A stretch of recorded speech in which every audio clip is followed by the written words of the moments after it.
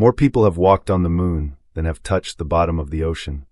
And that single fact should unsettle everything you think you know about this planet. Right now, roughly 380,000 kilometers above your head, a barren gray world floats in silence.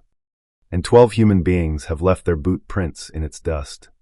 Now shift your attention downward, straight through the floor beneath your feet, through rock and sediment, until you hit salt water, and keep going down through 4 vertical kilometers of black, cold ocean, then 5, 6, 7, past the point where sunlight is a distant memory, past the point where the pressure could crush a steel beam like tinfoil, all the way to the very bottom of the sea. A crescent-shaped scar in the Pacific floor called the Challenger Deep, roughly 935 meters below the waves. As of 2022, the total number of human beings who had physically descended to that spot was 27. Compare that to the 781 people who, as of early 2026, had crossed the boundary of space. We have sent hundreds of human beings upward into the vacuum, yet we have barely managed to push a handful downward into the water. The cosmos, it turns out, is easier to reach than the ground beneath our own ocean. This is not a poetic exaggeration. It is a statement rooted in physics, economics, and the peculiar blind spots of human ambition. And understanding why it is true will change the way you see this planet forever. On January 23, 1960, a Swiss oceanographic engineer named Jacques Picard and a United States Navy lieutenant named Don Walsh climbed into the cabin of a bathyscaphe called Trieste, a vessel that looked less like a submarine and more like a deep-sea balloon. A giant gasoline-filled float bolted on top of a heavy steel sphere barely large enough for 2 men to sit with their knees touching. The sphere had walls nearly 13 centimeters thick, and a single small plexiglass window no bigger than a dessert plate. Trieste was lowered into the Pacific somewhere above the Mariana Trench, the deepest oceanic trench on Earth, and then it sank. It sank for 4 hours and 47 minutes.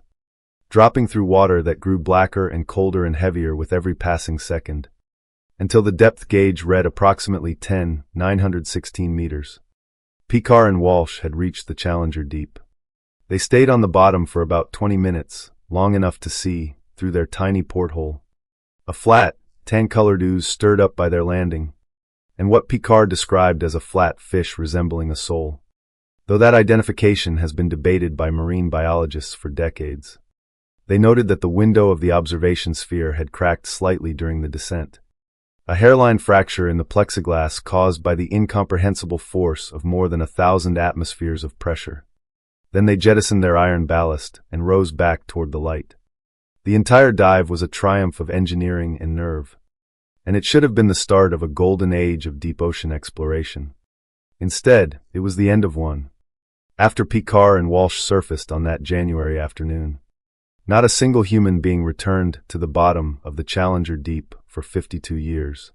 Think about what happened in those 52 years above the waterline. Humans walked on the moon 6 times between 1969 and 1972. The Space Shuttle program flew 135 missions. The Hubble Space Telescope was launched, serviced, and used to photograph galaxies 13 billion light-years away. The International Space Station was assembled in orbit, piece by piece, and continuously inhabited starting in the year 2000. Robotic probes landed on Mars, orbited Jupiter and Saturn, and one of them, Voyager 1, crossed into interstellar space. We mapped the surface of Venus through its acid clouds using radar. We landed a probe on Titan, a moon of Saturn with a nitrogen atmosphere and lakes of liquid methane. We discovered thousands of exoplanets orbiting distant stars. All of that, every single one of those milestones, happened while the deepest place on our own planet sat in perfect silence, unvisited, as if it existed on a world we had not yet found. The next person to reach the Challenger Deep was the Canadian-American film director James Cameron. On March 25, 2012, Cameron piloted a custom-built submersible called the Deep Sea Challenger to the eastern pool of the Challenger Deep, making the first solo dive to full ocean depth. Cameron spent roughly 3 hours on the bottom, collecting samples and filming footage for a National Geographic documentary. His arrival brought the total count of humans who had touched the deepest point on Earth to 3. 3 people in more than half a century. The number did not begin to grow meaningfully until 2019, when a retired United States Navy officer and private equity investor named Victor Vescovo began a series of dives aboard a specially engineered submersible called the DSV Limiting Factor. Built by Triton Submarines and designed by engineer John Ramsey, the Limiting Factor was the first commercially certified, reusable full ocean depth submersible, meaning it could dive to the bottom of the Challenger Deep and return safely multiple times without requiring major overhauls between trips. Vescovo himself made his first descent on April 28, 2019, and then he kept going back, eventually logging 15 total dives to the Challenger Deep by August 2022, more than any other human in history. Between 2019 and 2022, the Limiting Factor carried a succession of passengers to the bottom, including astronaut Catherine Sullivan, who in June 2020 became the first woman to reach the Challenger Deep and also the first person in history to have both orbited the Earth in space and descended to its lowest point. Dawn Wright, the chief scientist of ESRI, who in July 2022 became the first black person to visit the Challenger Deep, and Kelly Walsh, the son of Don Walsh, who in June 2020 completed the same dive his father had made 60 years earlier, making them the first father and son pair to reach full ocean depth. By the middle of 2022, the total roster of humans who had descended to the Challenger Deep stood at 27. That number may have grown slightly since then, but it remains microscopically small by any meaningful standard. 27 people on a planet of 8 billion. The reason this number is so small has nothing to do with a shortage of courage or curiosity. It has everything to do with the fundamental physics of what happens when you try to push a human being to the bottom of the sea. And it is worth understanding those physics in detail, because they reveal something profound about the planet we live on. Earth is often described as the blue planet, a world defined by its oceans. And that description is accurate in a way most people do not fully appreciate. The ocean covers approximately 71% of Earth's surface.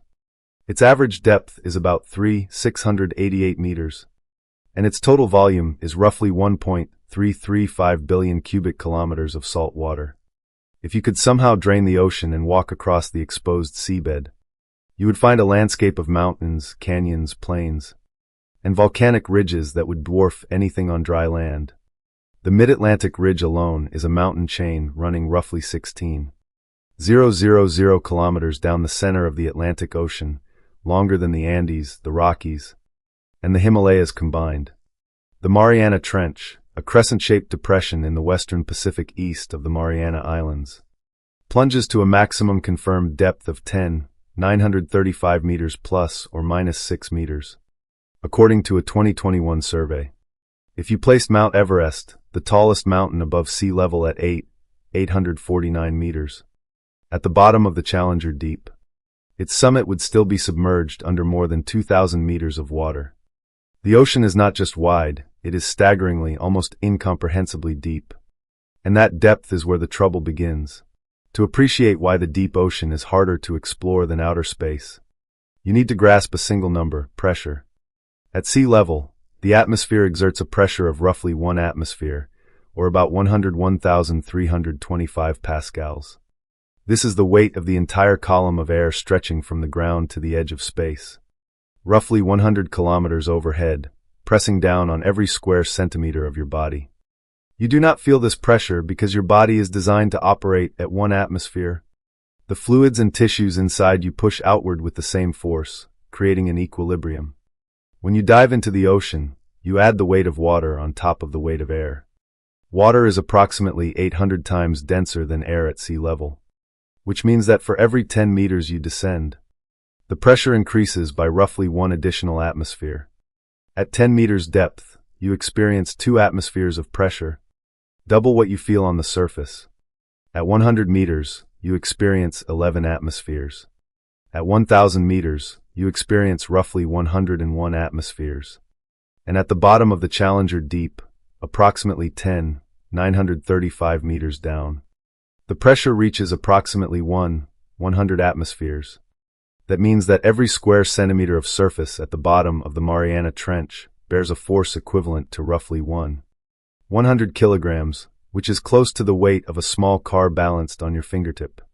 That force is applied uniformly from every direction, on every square centimeter of every object at that depth, simultaneously, without pause, forever. Now consider what this means for a human being. Your body contains air-filled spaces, your lungs, your sinuses, your middle ear, the tiny cavities inside your teeth. Air is compressible, water is essentially not. When the external pressure increases dramatically, as it does during a deep dive, any pocket of gas inside you, or inside a vehicle, will be squeezed with extraordinary violence. This is why unprotected human divers are limited to remarkably shallow depths. Free divers, athletes who descend on a single breath without any breathing apparatus, have reached depths slightly exceeding 300 meters in competitive settings. But such dives push the human body to its absolute physiological limits. At those depths, the lungs compress to a fraction of their normal volume, and the blood shifts into the chest cavity to prevent the lungs from collapsing entirely. A reflex called the mammalian dive reflex. Even with this adaptation, the risks of barotrauma, the physical damage caused by pressure differences, are extreme. Below a few hundred meters, no unprotected human body can survive. This is fundamentally different from the challenge of space. Space is a vacuum, an environment with zero pressure, and the engineering problem is the opposite. You must contain pressure rather than resist it. A spacecraft or a spacesuit is essentially a balloon that keeps 1 atmosphere of air inside while the vacuum of space sits outside. The pressure differential between the inside of a spacesuit and the vacuum outside is exactly 1 atmosphere, roughly 325 pascals. That is not trivial, but it is manageable. The fabric and materials of a spacesuit can withstand an outward push of 1 atmosphere without tremendous difficulty. The suit inflates, it becomes stiff, it constrains the astronaut's movement. But it does not require walls of titanium 4 inches thick. A deep-sea submersible, by contrast, must withstand a crushing inward pressure of more than 100 atmospheres. The difference is not merely quantitative, it is qualitative. Building a structure that can resist 100 atmospheres of uniform compression is an engineering challenge of an entirely different order than building one that can contain 1 atmosphere of internal pressure against an external vacuum. It is the difference between preventing a balloon from popping and preventing a steel ball from being crushed flat. Both are pressure problems, but they demand completely different solutions. And the deep-sea version is orders of magnitude harder. The human-occupied compartment of a full ocean-depth submersible must be a perfect sphere, because a sphere distributes external pressure evenly across its entire surface, eliminating stress concentrations that could cause catastrophic failure. The material must be extraordinarily strong and homogeneous. Any tiny flaw, any microscopic inclusion of air or impurity in the metal, any slight deviation from perfect sphericity can become a nucleation point for failure. The DSV limiting factor uses a pressure hull made of titanium alloy, machined to exacting tolerances. The viewport, the small window through which the occupants observe the outside world, is a conical plug of borosilicate glass, tapered so that increasing pressure actually seats it more tightly into its frame rather than pushing it inward. An elegant solution to a terrifying problem. The entire vehicle must be tested and retested, inspected and re-inspected, because at 100 atmospheres, failure is not gradual. It is instantaneous. The hull does not slowly buckle and give the occupants time to react. It implodes, collapsing inward at the speed of sound in the surrounding medium, faster than a human nerve can transmit a signal. The occupants would not hear, see, or feel anything. They would simply cease to exist. This is not theoretical. On June 18, 2023, a small submersible named Titan, operated by a company called OceanGate, imploded during a descent to the wreck of the Titanic at a depth of approximately 800 meters, roughly 1/3 the depth of the Challenger Deep. All 5 people aboard, including the company's CEO, a veteran British-Pakistani businessman, a French maritime expert, and a British adventurer who had previously visited the Challenger Deep and even been to space, were killed instantly. The investigation revealed that the Titan's pressure hull was constructed from carbon fiber rather than titanium. and that the design had not been independently certified by any major classification society. The disaster was a grim demonstration of what happens when the physics of deep-sea pressure are not respected with absolute rigor. At 3,800 meters, the pressure is roughly 380 atmospheres. At 10,935 meters, it is nearly 3 times that. The margin for error at full ocean depth is not small, it is effectively zero. But pressure is only the first wall.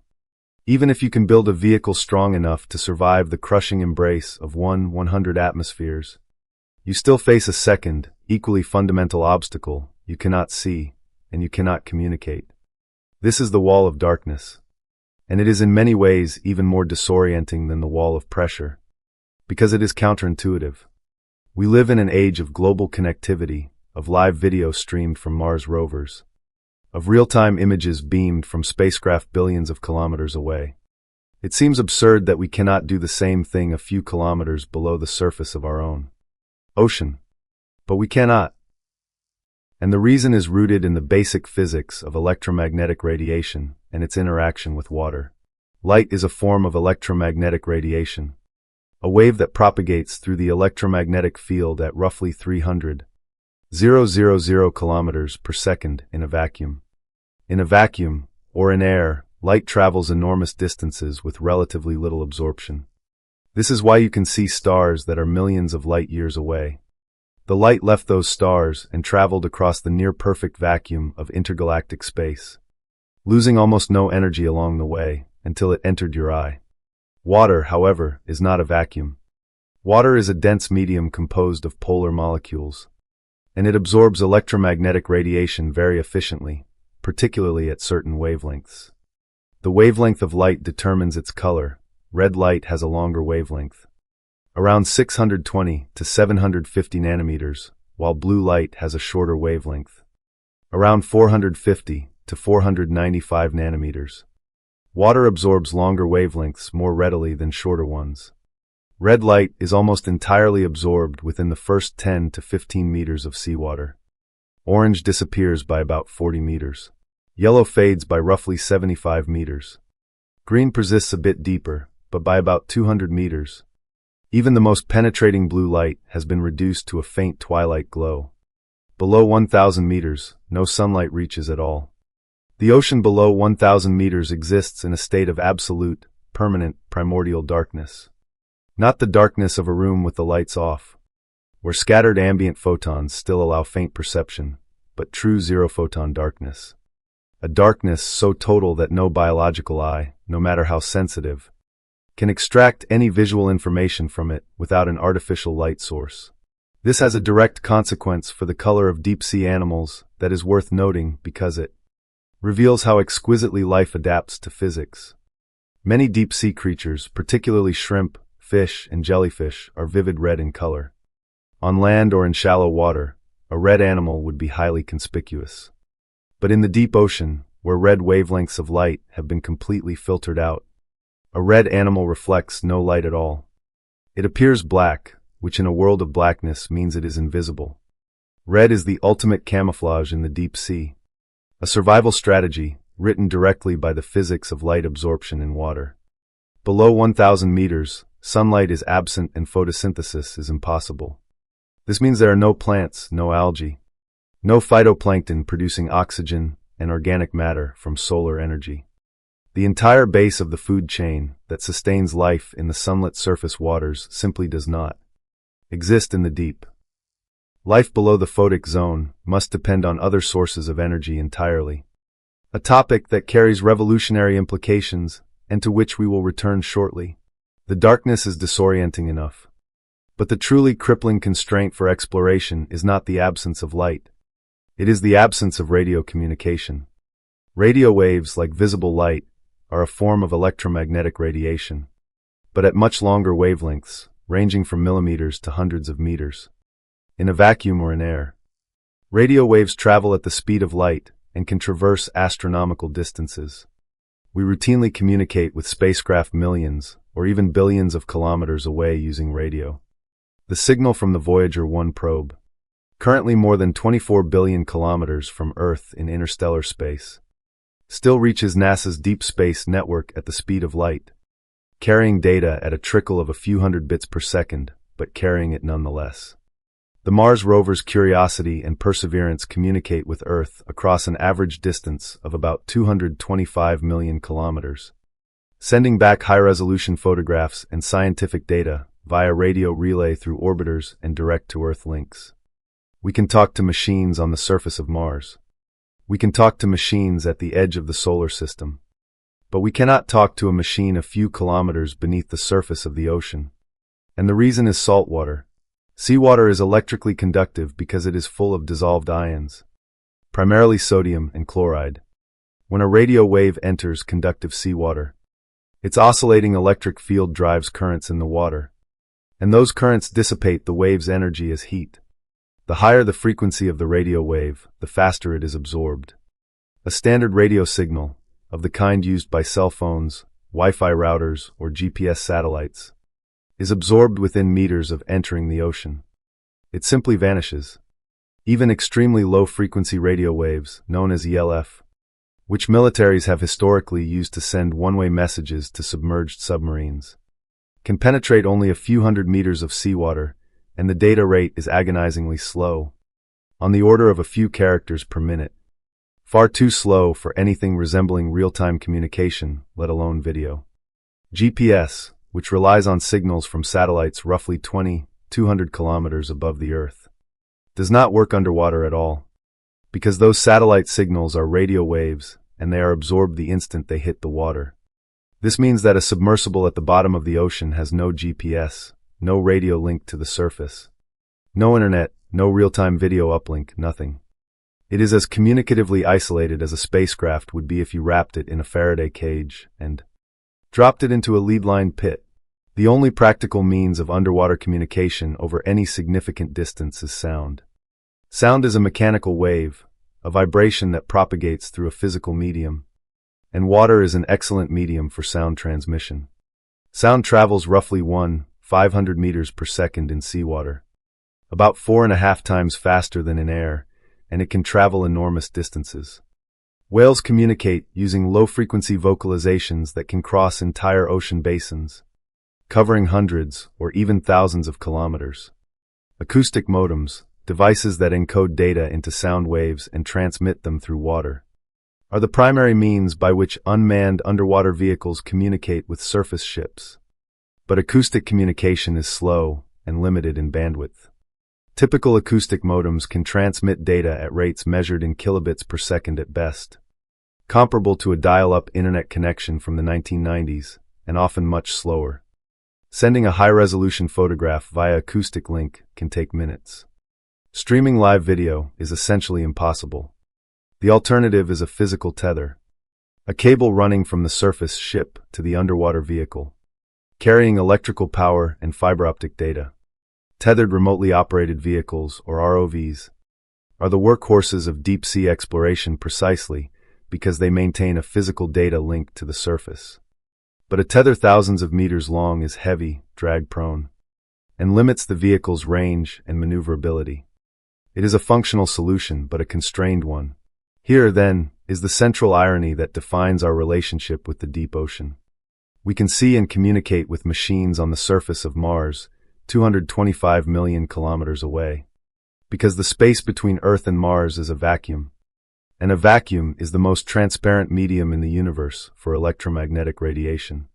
We can see galaxies billions of light years away because the universe is mostly empty space, and electromagnetic waves propagate through empty space without loss. But we cannot see or communicate with a machine 11 kilometers below the surface of our own ocean, because seawater is opaque to electromagnetic radiation. The void of space, which seems so hostile and alien, is paradoxically the most cooperative environment imaginable for observation and communication. The ocean, which seems so familiar and close, is a wall of electromagnetic silence. This brings us to a number that is often quoted but rarely unpacked: the claim that 95% of the ocean remains unexplored. This number circulates widely in documentaries, news articles, and educational materials. And it is broadly true, but it conflates several different kinds of ignorance. And it is worth separating them. The first kind is topographic ignorance. We do not have detailed maps of most of the ocean floor. The gold standard for seafloor mapping is multi-beam sonar, a technique in which a ship-mounted sonar array emits a fan of acoustic beams downward and measures the time it takes for each beam to bounce off the bottom and return. By measuring the round-trip travel time of dozens or hundreds of beams simultaneously, a multi-beam system can build a detailed, high-resolution three-dimensional map of the seabed as the ship passes overhead.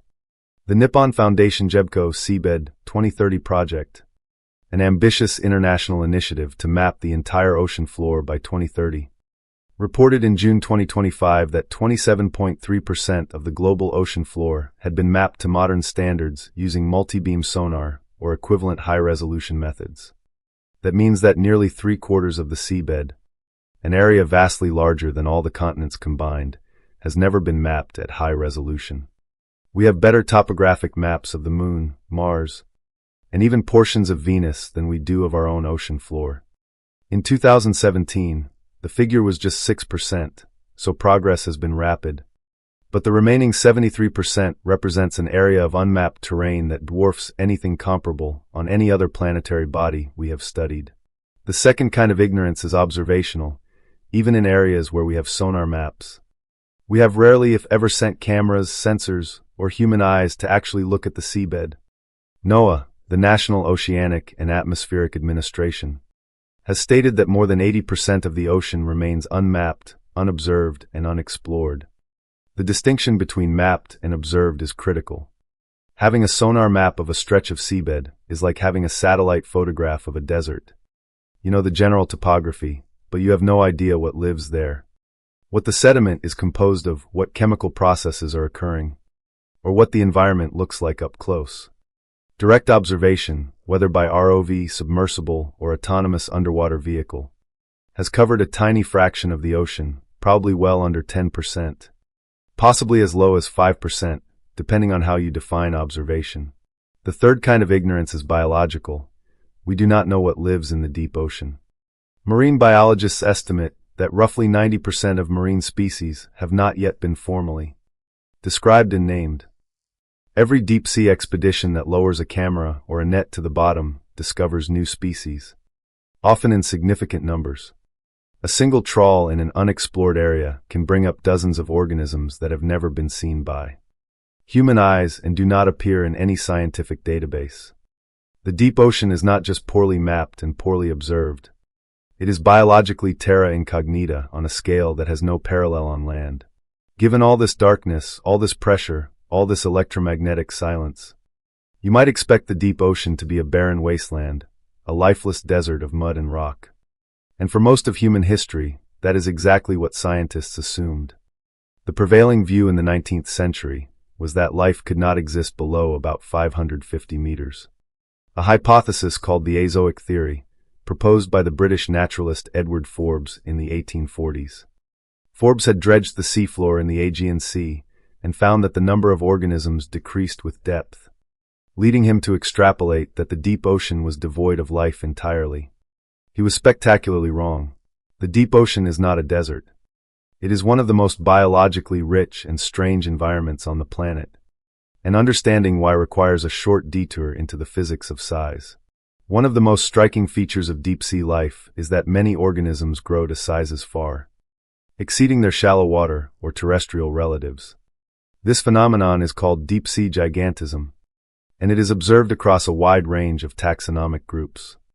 The giant isopod, a crustacean related to the common pill bug or roly-poly you might find under a log in your backyard, grows to lengths of nearly 50 centimeters in the deep ocean, roughly 30 times the size of its terrestrial cousin. The Japanese spider crab, found at depths of up to several hundred meters in the Pacific, has a leg span that can exceed 3.7 meters, making it the largest living arthropod. The colossal squid, which inhabits the deep waters of the Southern Ocean, can reach a total length of roughly 7 meters and weigh up to an estimated 500 kilograms, making it the heaviest known invertebrate on Earth. Its eyes are the largest of any known animal, with diameters measured at approximately 27 to 30 centimeters, roughly the size of a dinner plate or a soccer ball.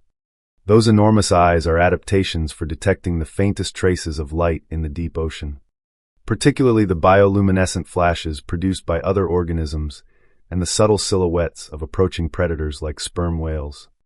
The colossal squid was first scientifically described in 1925, but for a century it was known almost exclusively from fragments found in the stomachs of sperm whales and from occasional carcasses washed ashore or hauled up in fishing nets.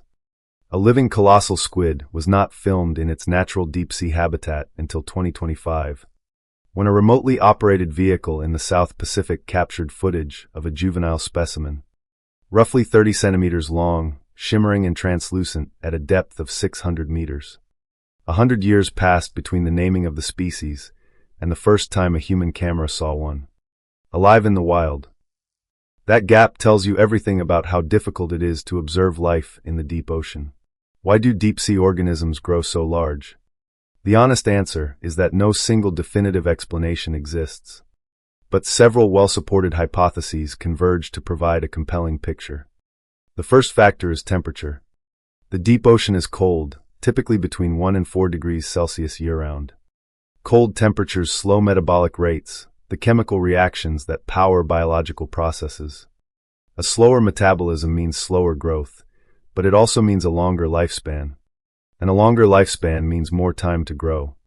Organisms that live for decades or centuries in near-freezing water can accumulate body mass far beyond what their warm water relatives achieve. This aligns with a general principle in biology, known as Bergmann's rule, which observes that within a species or a group of closely related species, populations in colder environments tend to have larger body sizes than those in warmer environments. A larger body has a smaller surface area to volume ratio, which reduces heat loss, an advantage in cold environments. The deep ocean is the coldest large-scale habitat on Earth, and it produces some of the largest invertebrates on the planet.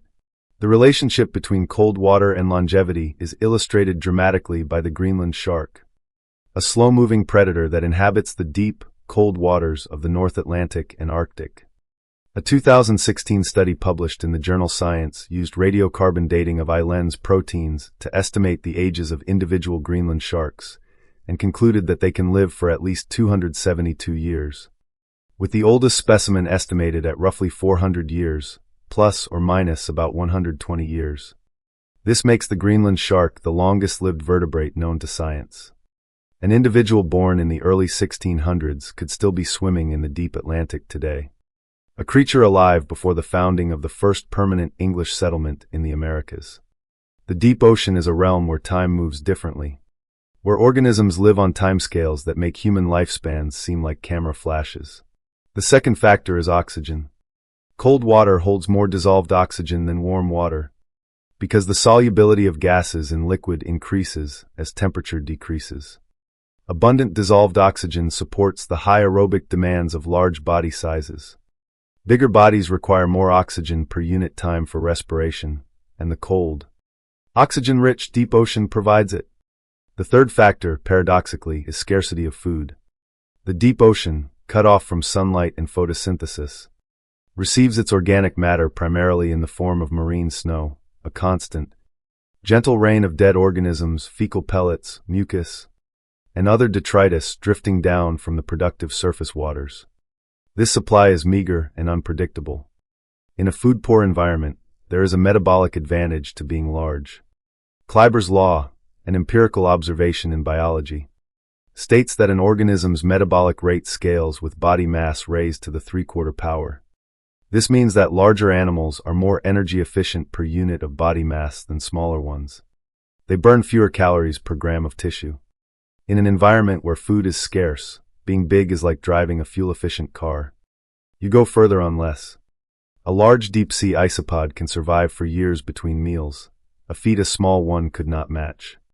The fourth factor is reduced predation pressure. The deep ocean has fewer large predators than shallow waters, which reduces the evolutionary cost of being big and slow. In shallow water, a large, slow-moving animal is easy prey. In the deep ocean, there are fewer hunters to worry about. These factors, cold temperature, abundant oxygen, food scarcity favoring metabolic efficiency, and low predation risk, combine to produce an environment where gigantism is not just possible but advantageous. Interestingly, deep-sea gigantism has a conceptual mirror image in island biology. The island rule, also known as Foster's rule, observes that large animals marooned on small, resource-poor islands tend to evolve smaller body sizes over time, a phenomenon called island dwarfism, while small animals on islands tend to evolve larger body sizes. Dwarf elephants once roamed Mediterranean islands, and giant rats still live on some Indonesian islands. Both the island rule and deep-sea gigantism point to the same underlying truth. Body size is not an intrinsic property of a species, but a response to environmental pressures. The environment is the sculptor, the organism is the clay. But the deepest mystery of deep-sea life is not how big it gets. It is how it exists at all. In 1977, a team of geologists and geochemists aboard the manned submersible Alvin, operated by the Woods Hole Oceanographic Institution, descended to a depth of roughly 500 meters near the Galapagos Islands in the eastern Pacific. They were investigating thermal anomalies on the seafloor that suggested volcanic heating of seawater. What they found was one of the most astonishing sights in the history of biology. Clustered around jets of superheated, mineral-laden water gushing from cracks in the volcanic rock were thriving communities of organisms. Giant tube worms, 2 meters long and as thick as a human arm, with brilliant crimson plumes waving in the current, beds of enormous clams and mussels. Dense mats of white microbial filaments, crabs, shrimp, and fish moving through the sulfurous haze.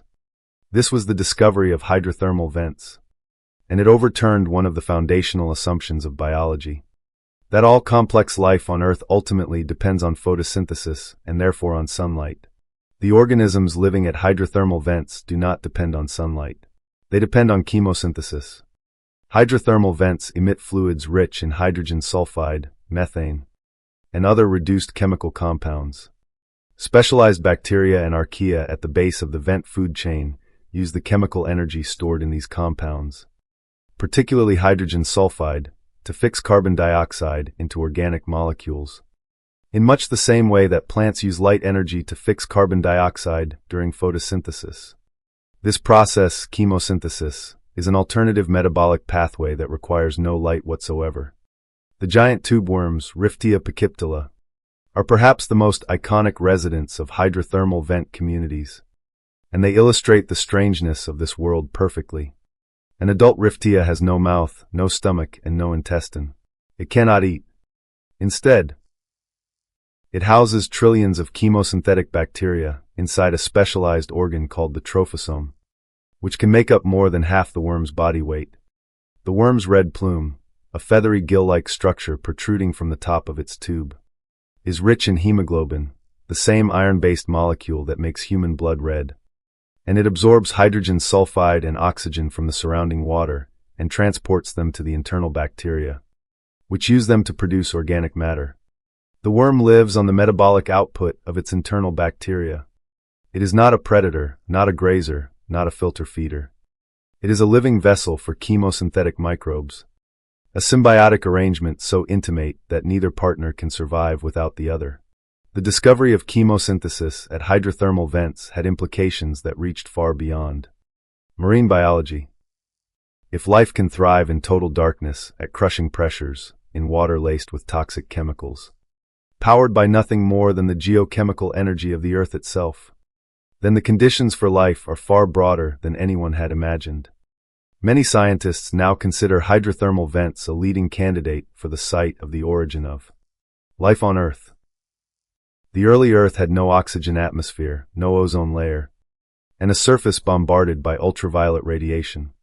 The deep ocean, shielded from radiation and bathed in chemical energy from the planet's interior, may have been a far more hospitable cradle for the first self-replicating molecules than the sunlit surface.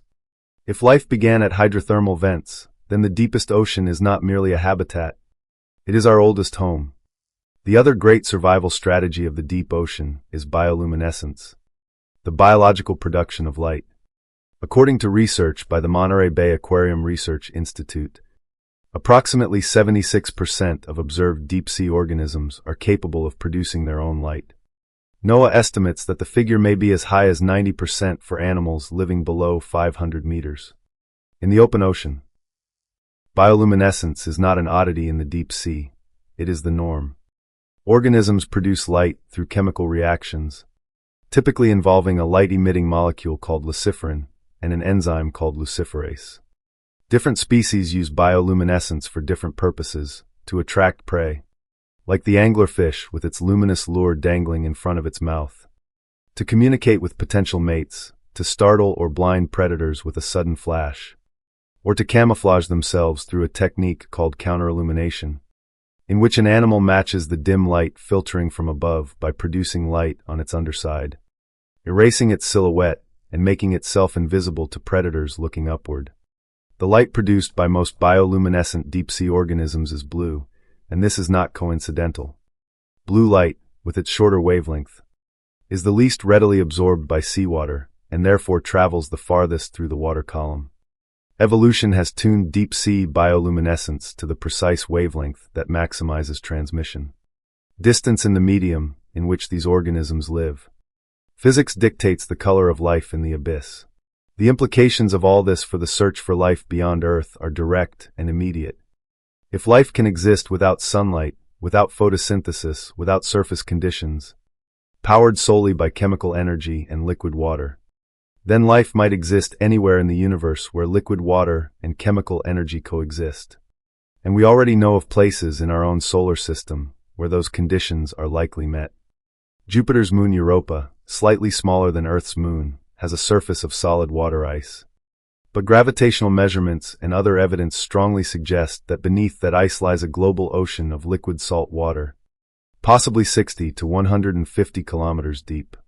Tidal heating caused by Jupiter's immense gravitational pull may maintain hydrothermal activity on Europa's ocean floor, creating conditions potentially analogous to Earth's hydrothermal vents. Saturn's moon Enceladus, much smaller than Europa, vents plumes of water ice and vapor into space from cracks near its south pole. An analysis of those plumes by the Cassini spacecraft detected molecular hydrogen, silica nanoparticles, and complex organic molecules, all consistent with hydrothermal processes occurring at the bottom of a subsurface ocean. NASA's Europa Clipper mission, launched on October 14, 2024, aboard a SpaceX Falcon Heavy rocket, is currently en route to Jupiter, where it is expected to arrive in April 2030 and conduct dozens of close flybys of Europa, studying the moon's ice shell, ocean, and geology with a suite of instruments designed to assess its habitability. When Europa Clipper arrives, it will be looking for signs of the same kind of life-sustaining chemistry that was first discovered at hydrothermal vents on Earth's ocean floor in 1977. The deep ocean is the dress rehearsal for astrobiology.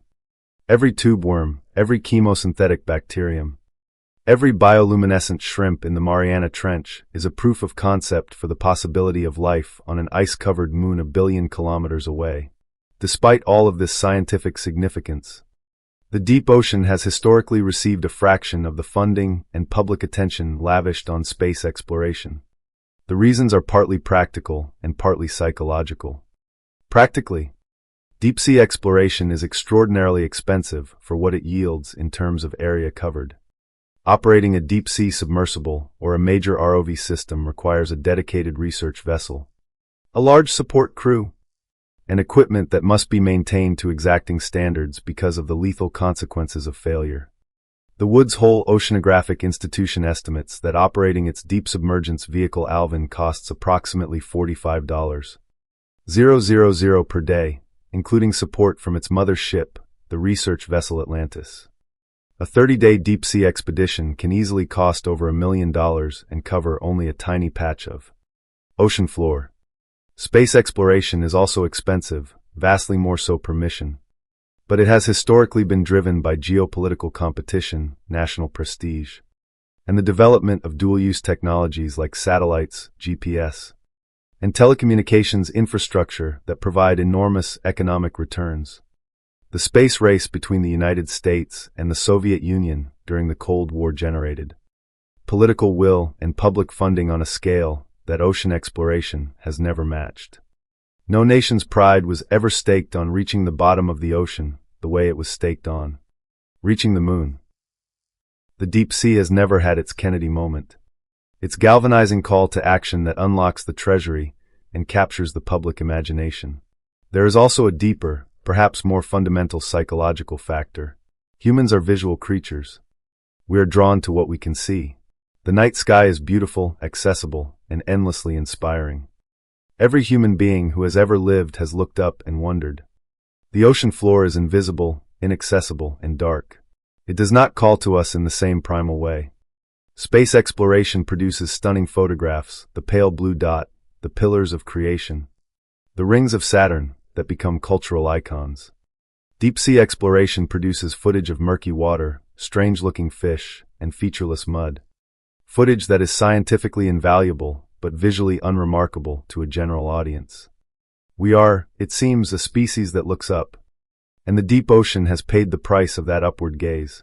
But the economics of the deep ocean are beginning to change, driven by something far more concrete than curiosity: resources. The floor of the deep ocean contains mineral deposits of staggering scale and economic value. The most widely discussed are polymetallic nodules, potato-sized lumps of metal oxide that litter vast areas of the abyssal plain, particularly in the Clarion-Clipperton Zone, a region of the Pacific Ocean between Hawaii and Mexico, spanning roughly 4.5 million square kilometers, an area larger than the European Union. The United States Geological Survey estimates that the Clarion-Clipperton Zone contains approximately 21.1 billion dry metric tons of polymetallic nodules. These nodules are rich in manganese, nickel, cobalt, and copper, metals that are essential for the batteries in electric vehicles, the permanent magnets in wind turbines, and the circuitry of smartphones and computers. Some estimates suggest that the Clarion-Clipperton Zone alone contains more nickel and cobalt than all known terrestrial reserves. In addition to nodules, the deep ocean contains cobalt-rich ferromanganese crusts on the flanks and summits of seamounts, and massive sulfide deposits at hydrothermal vent sites. Rare earth elements, the group of 17 metals critical to electronics, clean energy technology, and defense applications, have also been found in deep-sea sediments. Here is the uncomfortable irony. The very technologies that are supposed to save the planet from climate change, electric vehicles, wind turbines, solar panels, and grid-scale batteries, all require vast quantities of metals that are becoming increasingly scarce and expensive on land. The deep ocean offers an alternative supply, but accessing it would mean industrializing one of the last truly wild environments on Earth. An environment we have barely begun to understand. The manganese nodules that companies and governments want to scoop off the seafloor take an almost inconceivably long time to form. They grow through the chemical precipitation of metals from seawater at a rate of roughly 5 to 10 millimeters per million years. A nodule the size of a potato sitting on the abyssal plain may have been growing for 10 to 15 million years. If you pick it up, it will not be replaced on any timescale meaningful to human civilization. Moreover, those nodules are not just inert rocks lying on empty mud. They are habitat, unique communities of organisms, many of them new to science and found nowhere else, live on and around the nodules. Some species are sessile, meaning they are physically attached to the nodules and cannot survive without them. Removing the nodules means removing their entire world. In July 2024, a paper published in the journal Nature Geoscience by Andrew Sweetman and colleagues reported a startling finding. Polymetallic nodules on the abyssal seafloor of the Clarion-Clipperton Zone appeared to be producing oxygen in the absence of sunlight and photosynthetic organisms. The researchers measured increases in dissolved oxygen within enclosed chambers placed on the nodule-covered seabed over a period of 2 days. An observation that, if confirmed, would mean that the deep ocean floor generates oxygen through a previously unknown abiotic process, possibly an electrochemical reaction driven by the metallic composition of the nodules acting as a natural battery that splits water molecules. The researchers coined the term dark oxygen for this phenomenon. The finding is controversial and has not yet been independently replicated. Some scientists have raised methodological questions about the study. But if it is real, it would mean that we are contemplating the industrial-scale removal of structures that may play a role in deep ocean chemistry that we do not yet understand. We would be, in effect, dismantling a system whose function we have not yet figured out. The governance of deep-sea mining is handled by the International Seabed Authority, an intergovernmental body established under the United Nations Convention on the Law of the Sea, headquartered in Kingston, Jamaica. The ISA has been working for years to develop regulations for commercial deep-sea mining in international waters. But as of mid-2025, no final mining code had been adopted, and the issue remains deeply contentious. A growing coalition of nations, scientists, and environmental organizations has called for a moratorium or outright ban on deep-sea mining until the environmental risks are better understood. Meanwhile, some nations have moved to grant or seek exploration and exploitation licenses, and at least one country has signaled its intention to sponsor commercial mining operations, even in the absence of a finalized regulatory framework. The tension between the urgent demand for metals to power the clean energy transition and the equally urgent need to protect an environment we barely understand is one of the defining resource dilemmas of the 21st century. It is, at its core, a question about how we treat the unknown. Do we exploit what we do not understand, or do we study it first? This is the question the deep ocean poses to us, and it is ultimately a question about who we are. We have spent centuries looking upward, mapping the stars, sending robots and humans into the void, dreaming of colonies on Mars and beyond. All of that is magnificent, and none of it should stop. But while we were gazing at the cosmos, we left the majority of our own planet unexplored, unmapped, and unprotected.